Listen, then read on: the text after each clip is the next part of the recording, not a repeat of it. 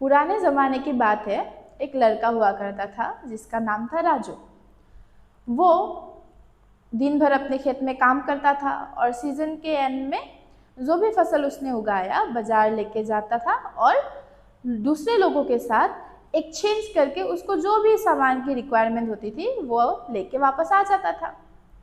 अभी धीरे धीरे ज़माना चेंज हुआ और ये जो सिस्टम है जिसको हम क्या बोलते हैं, बार्टर सिस्टम, ये भी गायब हो गया।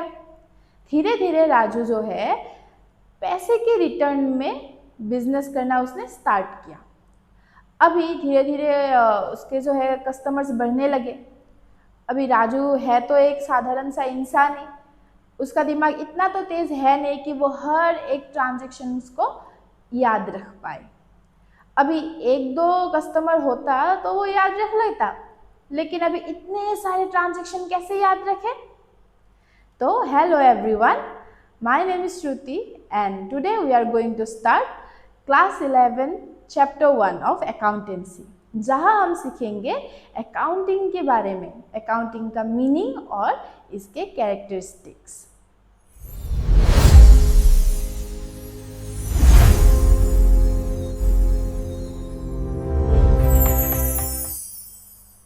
क्लास 11 अकाउंटेंसी का जो आपका फर्स्ट चैप्टर है, इसको हम दो पार्ट में समझने की कोशिश करेंगे। तो आज के इस वीडियो में हम सीखेंगे अकाउंटिंग की मीनिंग और ऑब्जेक्टिव्स के बारे में, ठीक है। तो देखो, जैसे हमने राजू का एग्जाम्पल लिया था, है ना। कोई भी जो है ना चीज, उसका इन्वेंशन कब होता है, जब उसका सबसे ज़्यादा ज़रूरत होता है, करेक्ट। तो जैसे राजू का बिजनेस जो है with time it was growing, उसके कस्टमर्स बढ़ रहे थे तो कस्टमर्स के साथ साथ ट्रांजेक्शन्स भी बढ़ रहे थे।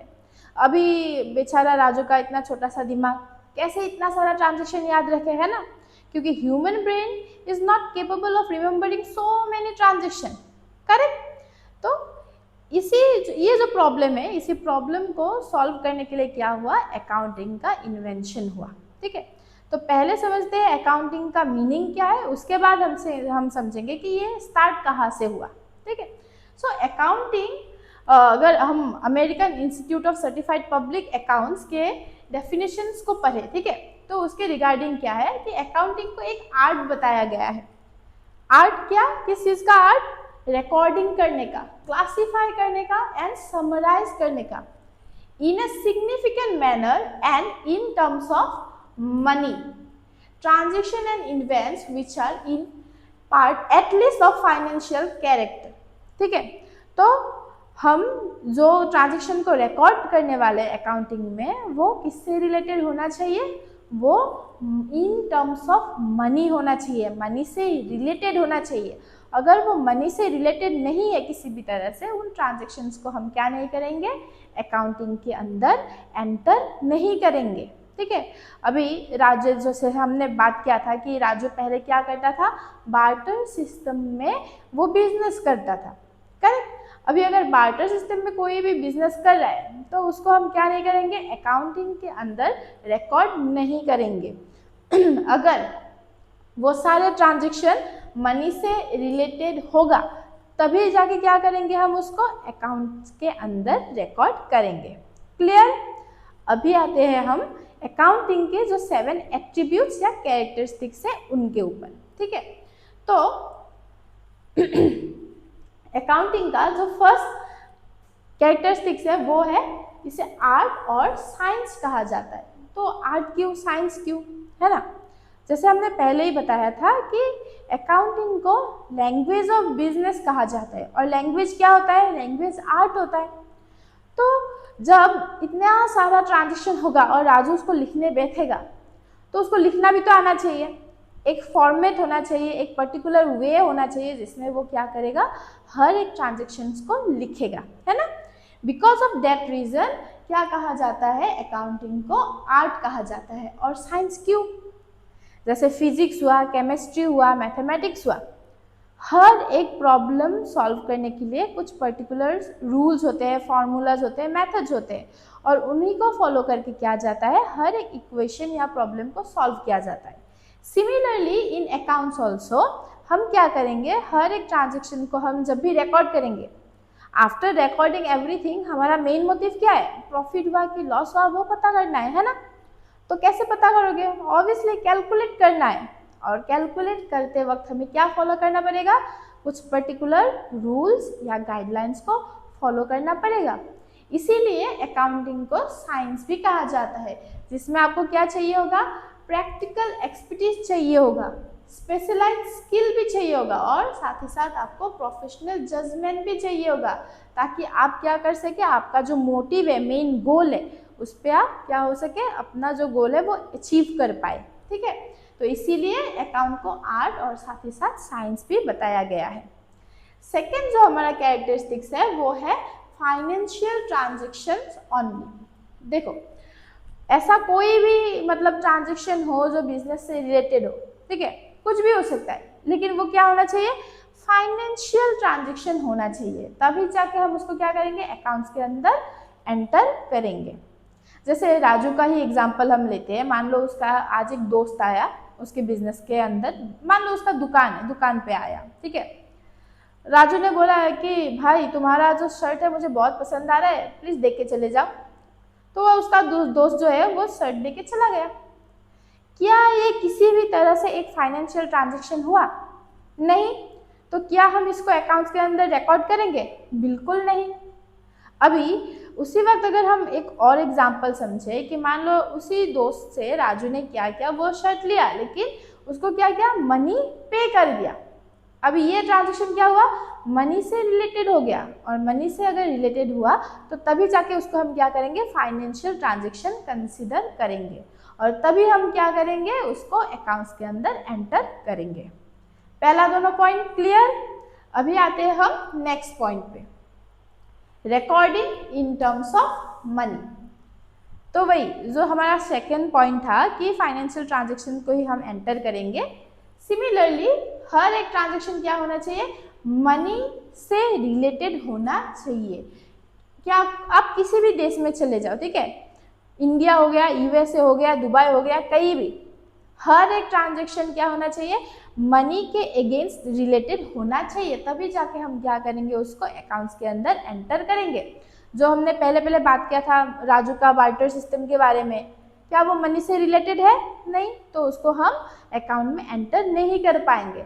अगर राजू ने जो भी उसने सामान खरीदा था वो अगर पैसा देके किसी से भी खरीदेगा, तभी जाके हम क्या करेंगे, उसको अकाउंट के अंदर एंटर करेंगे। ठीक है, तो ये क्यों किया जाता है, ताकि हम उसको क्या कर पाए, कंपेयर कर पाए कि सपोज मैंने अपने ये वाले दोस्त से सेम सामान 100 रुपये का खरीदा, ठीक है, तो क्या होना चाहिए, वो जो पर्टिकुलर सामान है उसका वैल्यू कहीं भी 100 रुपये ही होना चाहिए, है ना। अगर किसी और से अगर मैं वही सामान 50 रुपये में खरीद रही हूँ तो उसका मतलब क्या हुआ, कोई ज़्यादा ले रहा है, कोई कम ले रहा है ना। अगर सेम चीज़ का हम एग्जाम्पल को समझे बार्टर सिस्टम में, तब क्या हो जाएगा, थोड़ा सा कंफ्यूजिंग हो जाएगा।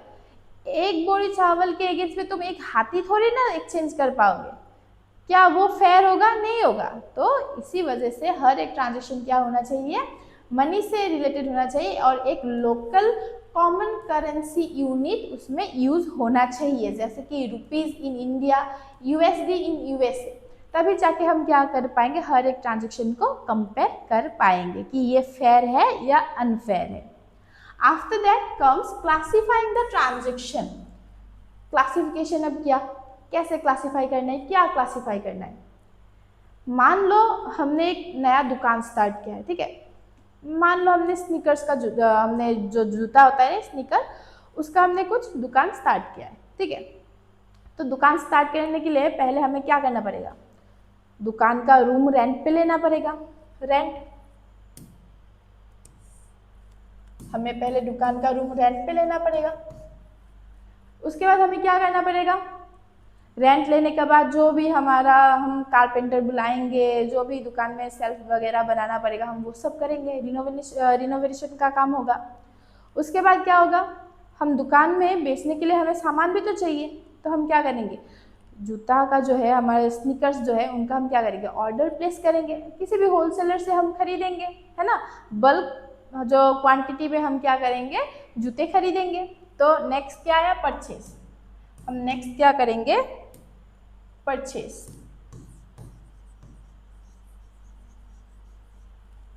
अभी मान लो दुकान में सामान तो आ गया, इन्वेंटरी हमारे पास पूरा आ गया।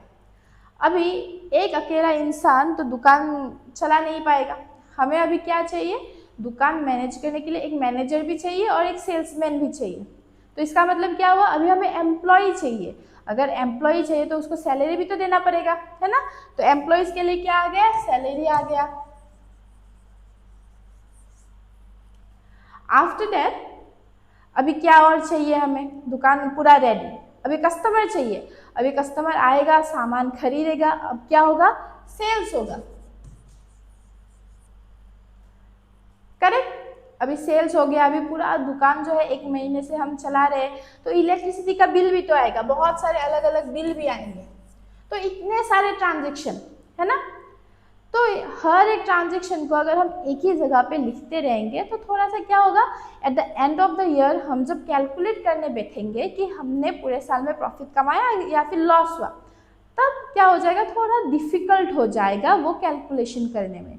तो इसी वजह से क्या किया जाता है, हर एक ट्रांजेक्शन को उसके नेचर के अकॉर्डिंग कैटेगराइज किया जाता है। अलग अलग बुक्स में हम उसको क्या करेंगे, कैटेगराइज करेंगे। और इसी सीन में आता है क्लासिफाइंग ट्रांजेक्शन। जब हम क्या करेंगे, हर एक एंट्री को अलग अलग सब्सिडरी बुक्स में एंटर करेंगे और उसको ग्रुप बना के हम क्या करेंगे, एंटर करेंगे, ताकि हमें बाद में समझने में आसानी हो जाए कि ये पर्टिकुलर ट्रांजेक्शन इस कैटेगरी का है।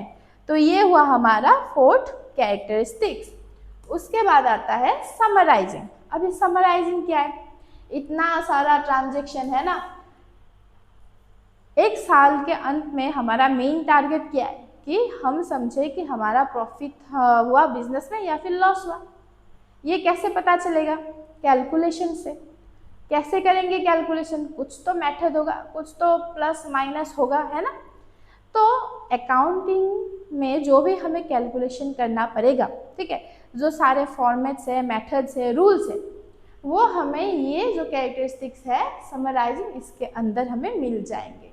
जैसे हम trial balance, income statement, balance sheet वगैरह प्रिपेयर करना हम सीख जाएंगे, जो हमें क्या बताएगा, हमारे बिजनेस का फाइनेंशियल हेल्थ बताएगा, हमारा फाइनेंशियल पोजीशन बताएगा कि मार्केट में अभी हम किस पोजीशन में हैं, ठीक है।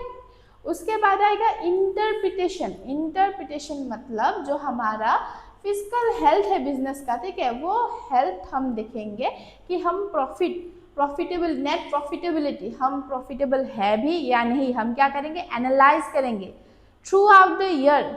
जितने भी ट्रांजेक्शन हुए, जो भी हुआ बिजनेस के अंदर, हर एक सिनेरियो को, हर एक केसेस को हम क्या करेंगे, एनालाइज करेंगे और इवैल्यूएट करेंगे, ताकि हमें क्या समझ में आए, हमारे बिजनेस का जो फिजिकल हेल्थ है वो हमें अच्छे से समझ में आ जाए। And lastly communicating. तो लास्ट में हमें क्या करना पड़ेगा, कम्युनिकेट करना पड़ेगा। हमने पहले ही बताया था कि जो अकाउंटिंग है वो क्या है, लैंग्वेज ऑफ बिजनेस है। लैंग्वेज ऑफ बिजनेस का मतलब, जैसे हम आपस में बात करते हैं ना, हिंदी इंग्लिश में बात करते हैं या फिर कोई भी अलग मदर टंग में हम बात करते हैं, तो वैसे ही अकाउंटिंग क्या है, बिजनेस में बात करने का एक लैंग्वेज है। अभी किससे कौन बात करेगा, तो यहाँ जो है बिजनेस बात करेगा अपने यूजर्स से। अभी ये यूजर्स कौन है बिजनेस का, अकाउंटिंग का यूजर्स कौन है ना। इसको हम एकदम अच्छे से इसी चैप्टर के सेकंड पार्ट वाले वीडियो में समझेंगे, ठीक है। अभी के लिए बस इतना जान लो कि अकाउंटिंग का कोई तो यूजर है जिसके साथ हम क्या करेंगे, कम्युनिकेट करेंगे, उनको बताएंगे कि पूरे साल में हमारा बिजनेस का जो है पोजीशन क्या था, हम प्रॉफिट में है या लॉस में है, ये सारा इंफॉर्मेशन हम क्या करेंगे, कम्युनिकेट करेंगे। किससे, इसके यूजर्स से। यूजर्स कौन है, ओनर हो सकता है, मैनेजमेंट हो सकता है, पोटेंशियल इन्वेस्टर हो सकता है, ऐसे बहुत सारे क्या है, यूजर्स ऑफ अकाउंटिंग है, ठीक है। अभी देखो पूरा 7 एट्रीब्यूट खत्म है ना, इसको हम क्विकली रिवीजन करते हैं और ऐसा मैं एक ट्रिक बताती हूँ जिससे तुम लोग क्या कर पाओगे, आसानी से याद रख पाओगे और इसको फिर रट्टा मारने की ज़रूरत नहीं पड़ेगी, ठीक है। एक ऐसा ट्रिक जिससे बिना पढ़े तुम लोग एग्जाम में क्या कर पाओगे, ये सारे 7 कैरेक्टरिस्टिक्स याद कर पाओगे, ठीक है, लिख पाओगे। तो क्या है वो, let's start. I must read commerce after commerce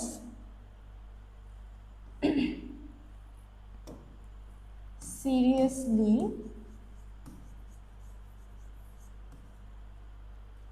after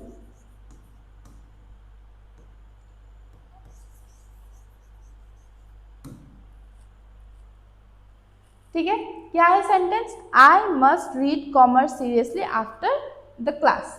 ठीक है, अभी ये सेंटेंस से वो 7 जो कैरेक्टरिस्टिक्स है उसका क्या रिलेशन है ना, कैसे याद रखेंगे इसको। सेंटेंस सिंपल है कि नहीं, पहले वो बताओ। अगर सिंपल है तो याद रख लो बस। अभी हम समझेंगे कि इससे हम कैसे वो 7 कैरेक्टरिस्टिक्स लिख पाएंगे एग्जाम में।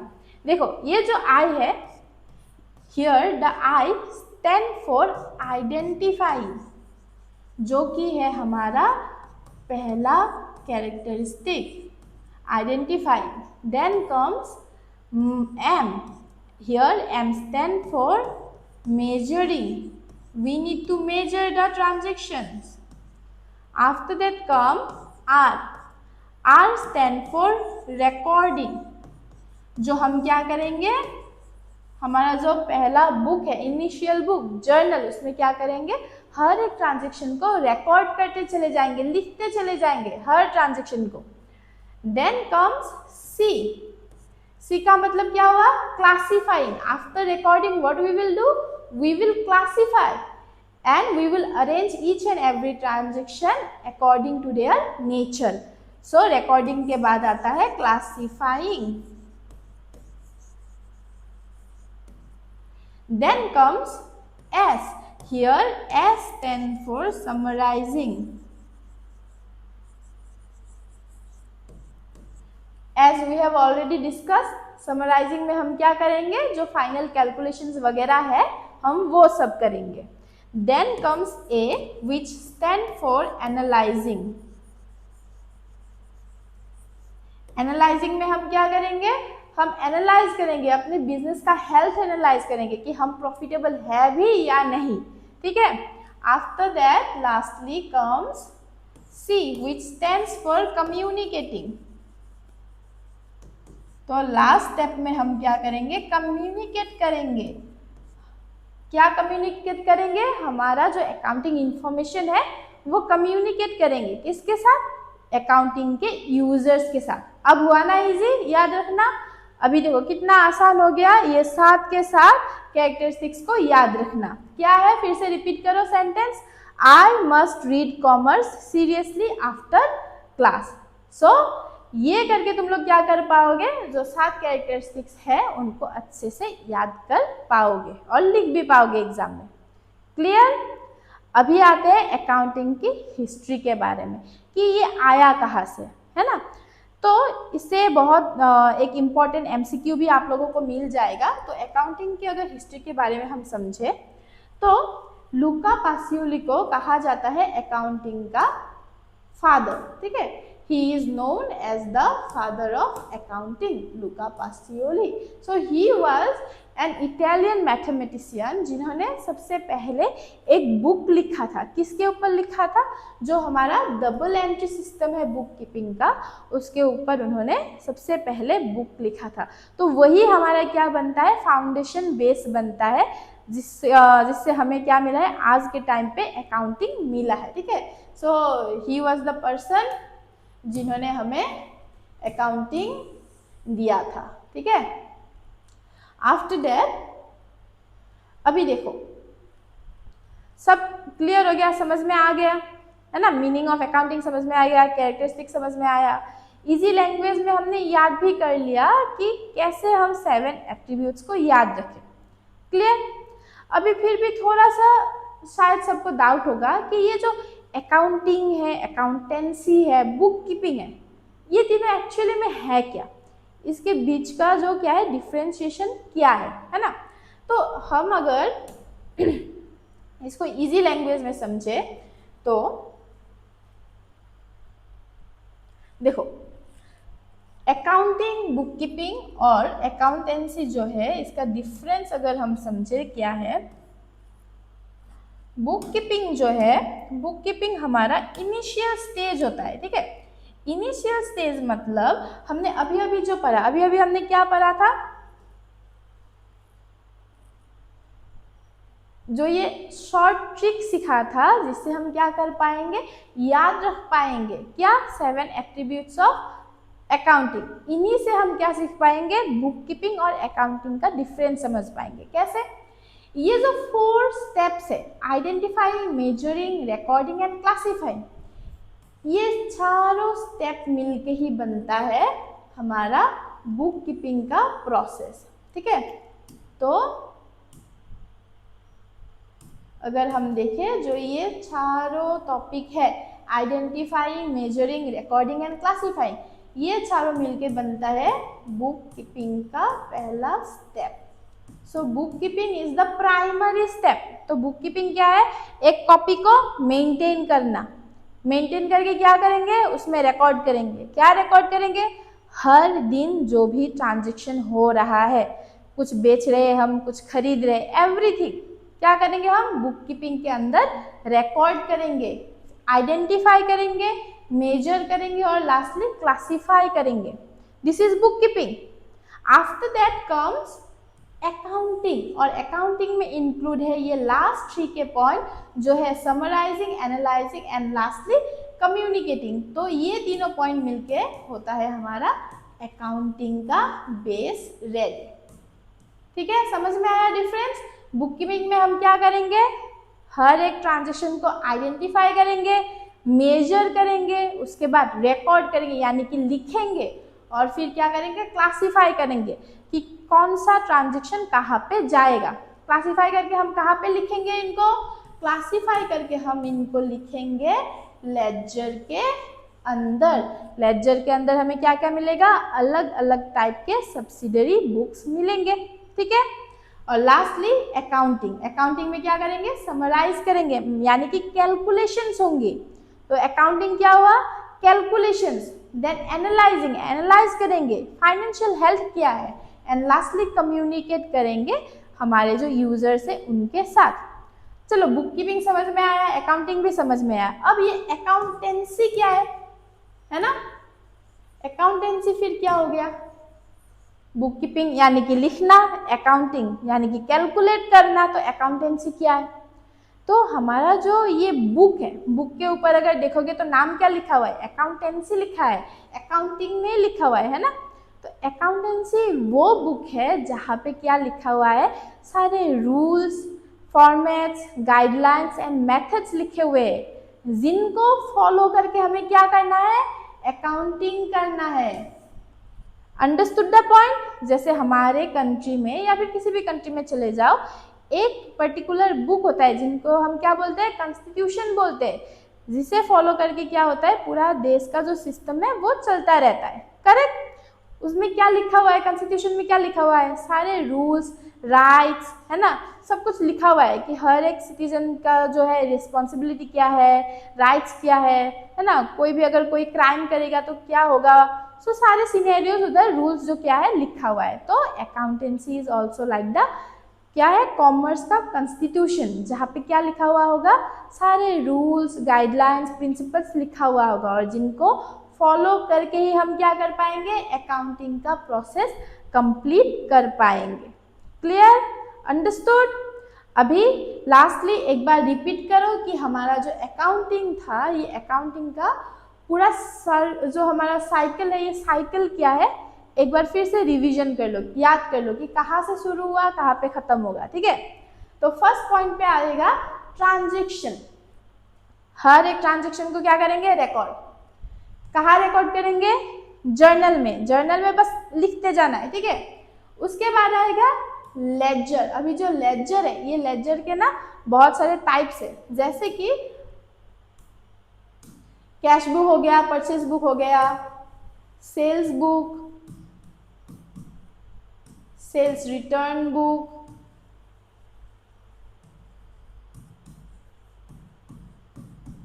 Purchase return book,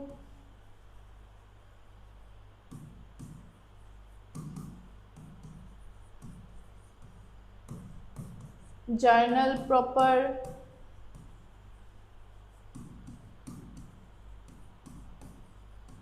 etc. So there are many types of books are available जिनको हम साथ में क्या बोलते हैं, सब्सिडरी बुक्स भी बोलते हैं.